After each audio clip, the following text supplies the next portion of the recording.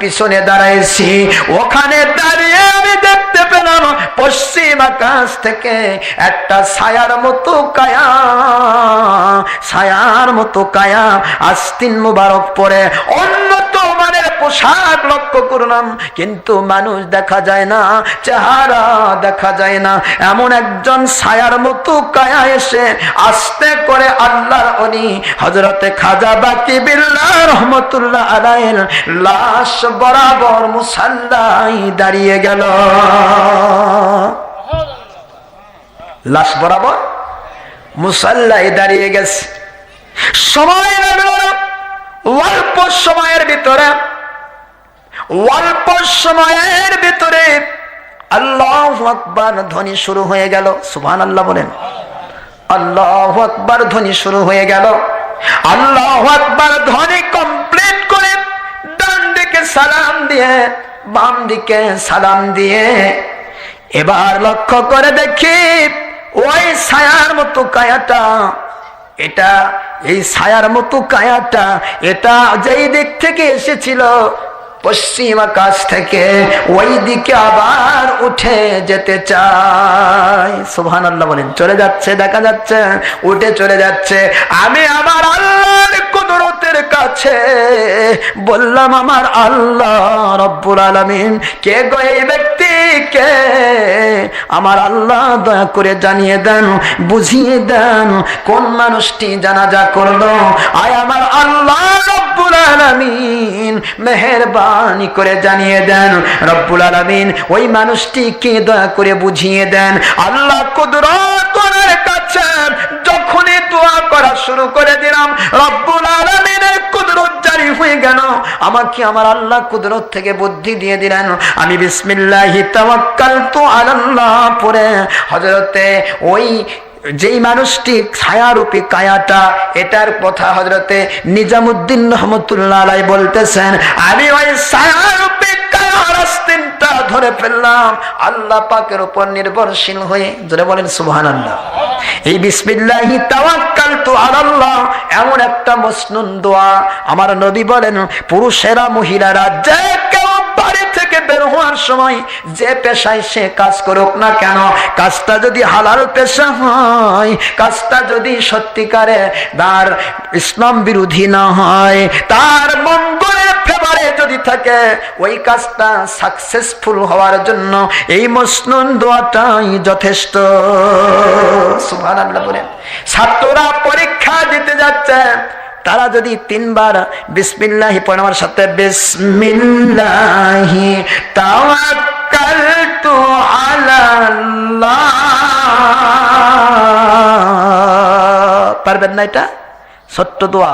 আন্নাল কুওয়াতা লিল্লাহি জামিআ, পারলে পড়বেন, না পারলে দরকার নাই, কিন্তু বিসমিল্লাহি তাওয়াক্কালতু আলাল্লাহ এই ছোট্ট দোয়াটা যদি কোনো ছাত্র পড়ে বের হয়, আল্লাহ পাক তার মেধা খুলে দিবেন। জোরে বলেন সুবহানাল্লাহ। পরীক্ষার ভিতরে তার রেজাল্ট ভালো হবে। আর যদি কৃষক বের হয়ে যায়, কৃষি কাজে বরকত শান্তি দান করবেন। চাকরিজীবী যদি বের হয়ে যায়, চাকরির কাজে আল্লাহ পাক শান্তি দেবেন, টেনশন ফ্রি করে দেবেন।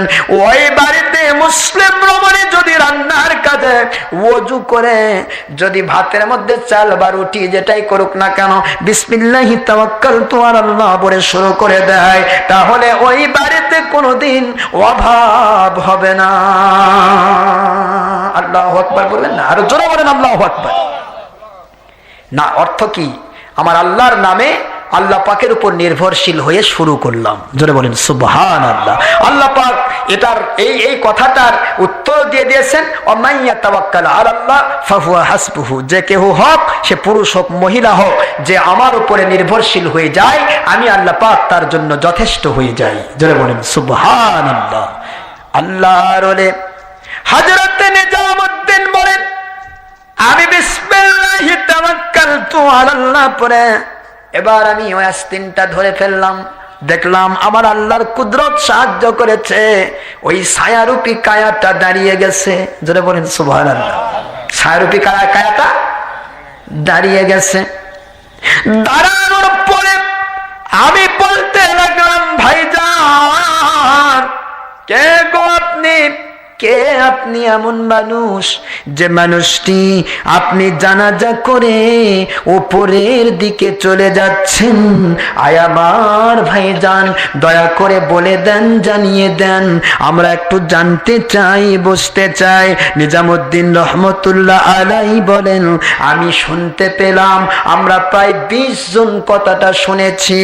আওয়াজ আসতেছে, নিজামুদ্দিন রহমতুল্লাহ আলাইহি, দুনিয়াবাসীকে জানিয়ে দাও, বুঝিয়ে দাও, আল্লাহর উপরে যারা নির্ভরশীল হয়ে যায় ওই মানুষগুলোর জন্য আল্লাহ পাক যথেষ্ট হয়ে যায়। ওগো নিজামুদ্দিন রহমতুল্লাহ আলাইহি, আমাকে ওই ইল্লিন নামক জায়গাতে যখন রেখে দেওয়া হলো, আমাকে আমার আল্লাহ বলে দিলেন, আয় খাজা বাকি বিল্লাহ রহমতুল্লাহি আলাইহি, ওই জমিনের মধ্যে তোমার আপনার শর্ত, 3টি শর্ত যেটা দিয়েছেন, এ শর্তের কয়েকজন আল্লাহর ওলি আছে সত্য, কিন্তু তারা সামনে আসার সাহস পায় না, যেহেতু তারা সন্দেহ পোষণ করে, না জানি বাদ হয়ে গেছে, না জানি মিস হয়ে গেছে, যদি হয় তাহলে ওসিয়ত নষ্ট হয়ে যাবে। যেহেতু আল্লাহর ওলি খাজা বাকি বিল্লাহ রহমতুল্লাহ আলাইহি আল্লাহর উপরে নির্ভরশীল হয়ে গেছেন, এই জন্য তারা কেউ কোনো প্রকার সাহস পায় নাই। আয় খাজা বাকি বিল্লাহ রহমতুল্লাহ আলাইহি, যেই দিন আপনি আমার উপরে নির্ভরশীল হয়ে শর্ত 3টি দিয়েছিলেন, ওই দিনই আমি আল্লাহ কুদরতওয়ালা জবাব দিয়ে দিয়েছি। ও খাজা বাকি বিল্লাহ, আমার উপরে নির্ভরশীল হওয়ার কারণে আমি আল্লাহ কুদরতওয়ালা, আমি দুনিয়ার অন্য কোন মানুষের দ্বারা আপনার জানাজা করাবো না, আপনার জানাজাটা আমি কুদরত থেকে করার ব্যবস্থা করে দুনিয়াবাসীকে আমি আল্লাহ আশ্চর্য বানায়া দেব। জোরে বলেন সুবহানাল্লাহ। আয় খাজা বাকি বিল্লাহ, আপনি চলে যান রুহানি সুরত ধরে, ইল্লিন থেকে চলে যান, আপনার বডিটা, সুন্দর দেহ মুবারকটা, লাশটা পড়ে আছে ওই মুসাল্লায়, আপনি ছায়াবিহীন ছায়ার মতো কায়া নিয়ে আপনি নিজের রুহানি সুরত ধরে নিজের লাশের জানাজাটা নিজেই কমপ্লিট করে আসেন। ও নিজামুদ্দিন রহমতুল্লাহ আলাইহি, আল্লাহর ওলিরা যে মরে না, ওয়ালা তাহসাবান্নাল্লাযীনা কুতিলু ফি সাবিলিল্লাহি আমওয়াতা বাল আহইয়াউন ইনদা রাব্বিহিম ইউরযাকুন। আল্লাহু আকবার। কোরআন শরীফের সূরাতুল ইমরান 169 নম্বর আয়াতে কারিমা আল্লাহ পাক বলেছেন, আমার রাস্তায় যারা মারা যায়, আমার রাস্তায় যারা জানটা দিয়ে যায়, কোরআন সুন্নাহ মানতে গিয়ে যারা শহীদ হয়ে যায়, অথবা কোরআন সুন্নাহর পথে চলতে গিয়ে মুজাহিদানা জিন্দেগি যাপন করে দুনিয়া থেকে যারা বিদায় হয়, ওই সমস্ত শহীদ, ওই সমস্ত আল্লাহর ওলিদের তোমরা মরা মানুষ বলে ধারণাও করো না।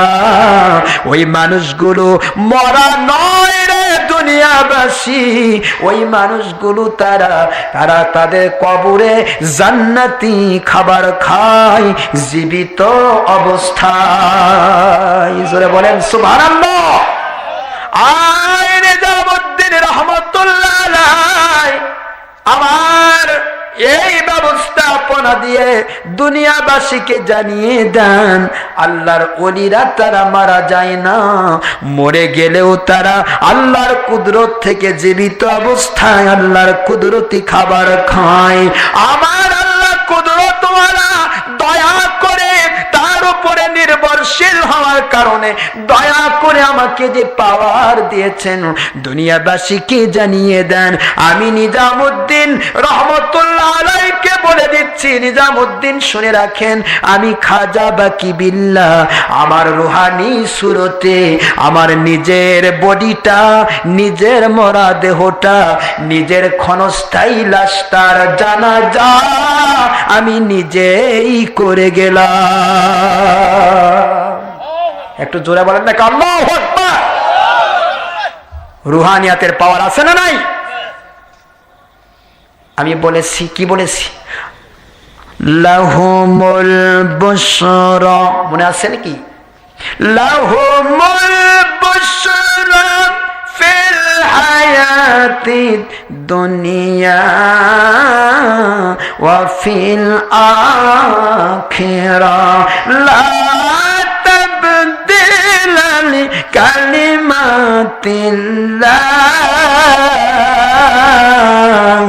যালিকা হুয়াল ফাউজুল আযীম।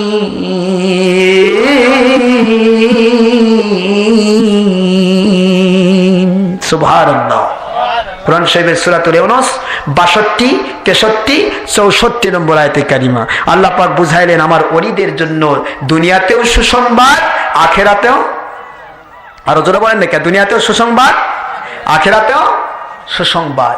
আমার ওলিদের পথ যারা ধরবে, ওলিদের মত যারা ধরবে, তাদের জন্য আমি আল্লাহ এমন সন্তুষ্ট হব, তাদেরকে দুনিয়াতেও শান্তি দান করব, আখিরাতেও তাদেরকে আমি আল্লাহ পাক সুসংবাদ দান করব। জোরে বলেন সুবহানাল্লাহ।